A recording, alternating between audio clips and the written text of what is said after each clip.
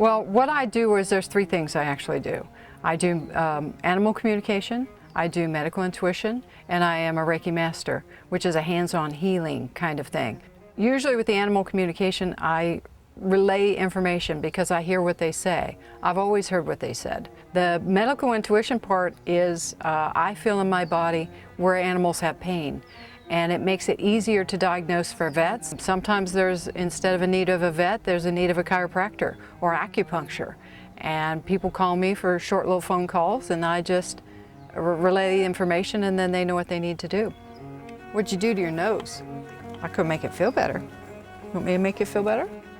Reiki has to do with injuries usually. We do Reiki right before or right after an injury, and it allows their body to heal quicker.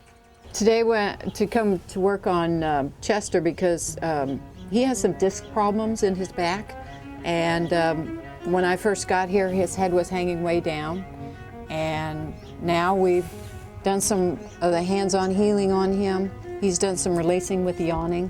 His head's coming back up. The dizziness is going away. He's starting to feel a lot better. Have another kiss. Oh. First time I met Terri Steuben was one of our local dogs places was having a special where Terry's coming in and you get little appointments with her. And she came in, she was a non-believer, and she came in and started asking me about her pet. She brought Fred, and I started telling her things about Fred and that there was a pain in the knee. So I thought, well, I'm going to test her. She asked me if I wanted some information, and I said, well, we have other animals at home. What does he think of them? So I talked about the small one who's very bossy, and the other one who just lays around, and she's getting this look on her face. So I'm like, okay, we're getting somewhere. So pretty spot on for our little Jack Russell and our Clumber Spaniel. And I thought, well, I'm going to go a little step further, test her again. And then she started talking about her backyard. We had just redone our backyard, and I asked her, what does Fred think about it? And all of a sudden, I'm going, I said he really likes it, and I could see this beautiful backyard picture in my mind, and all of a sudden I'm like, he doesn't like the way it tastes. Little did she know that we put fake grass in.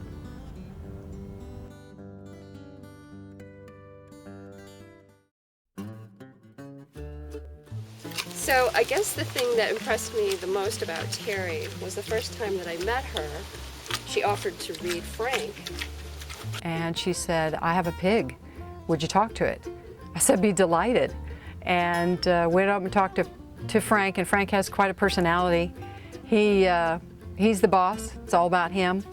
He was talking also about the floors. He would like the floors to be softer.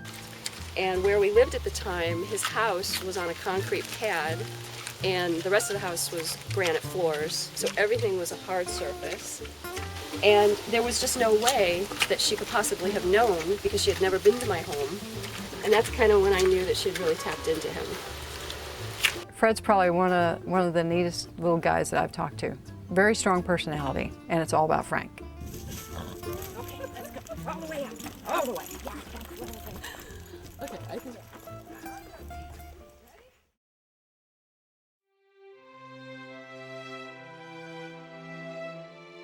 My job while I was at Katrina varied. It was just about anything that you could do, you were asked to. I worked with the vets. I worked with the aggressive dogs. I was then asked to go downtown. They had mentioned that there was a pack. Some of the dogs are starting to pack up, and they wanted us to just keep an eye out for them. So when we were out, I was with the only Navajo Indian there. Her name was Jazz. And we're out there, and all of a sudden we see this golden retriever. And we're thinking, oh, this is an easy thing. So we get down and get the kennel out, and the golden retriever comes out, and the next thing you know, there's 3 pit bulls around us, growling and snarling. So what I did is I put Jazz to my back, and I immediately went over and I said, come with me. And we went over to the one that I was hearing in my head that was giving all the rules. And I got that one on a catch pole. And I said, okay, you know, I have food and water. That's the best way I could get him over. And then I told Jazz, I said, you're going to have to get the one behind us. And she said, can you? And I said, no, I got to hang on to this one because we want to be safe. And I talked her through it, getting the catch pole on that one. And then the next thing I did is we just turned and we just started walking down the street a little ways. And we turned around and started coming back. And then I put mine in the kennel that we'd set out for the golden.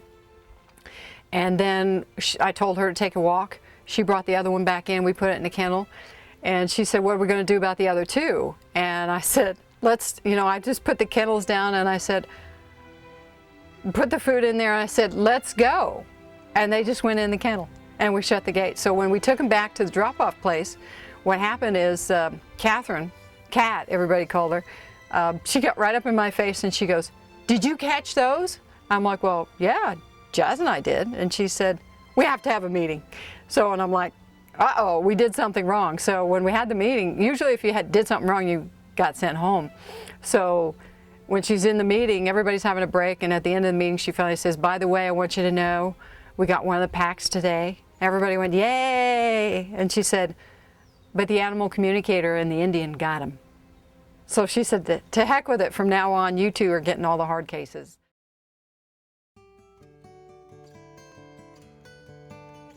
So what created Maya's hives?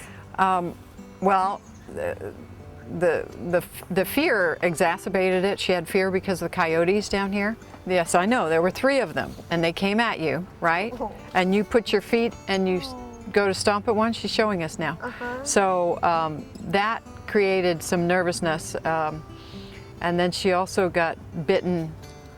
And it's interesting, she says bitten by a bee or whatever. Is She it a got bee bitten. or do you think maybe a snake? Not snake. Okay. No, it wasn't a snake because it's in her shoulder blade. It was something up higher that she got bitten with. Yeah. Right up in here? Yes. And where's their shoulder blade? Right in. Where would this be? This part. Right here. That's right Okay, up in so here. that would be right in there because she was saying that you would, if you put the saddle on, it would be over it. Yeah, exactly. This is where the saddle rests on the horse's back, and this is, I can see the swelling right here. Yeah. Maybe So in she the got bites bitten. Right here. Yeah, I can feel right those there. tabs right there. That's a yes. Yes, Thank baby. you. Thank you. Yeah, that's good to let us know. Yeah. You're such a good girl. I like to let her know that she's safe when I touch her down here. Okay. And saying it that way, it'll work. Yeah. Because that's exactly where she was kicked there, and then the boot coming around this way as well. So, yeah. I have worked with a lot of different animals, anywhere from dogs, cats, birds, horses, iguanas, snakes, all kinds of reptiles. I talked to a shark in Australia one time. Just about anything. I haven't found anything that I haven't been able to speak to yet. Sometimes I get myself into some interesting places, but it all seems to work out, and I end up getting the information I need at that moment. Sometimes I don't know what I'm walking into, and when I get there, we just go from there, and it all seems to work out for the better. The important thing is the pets, and if they're happy, we're happy.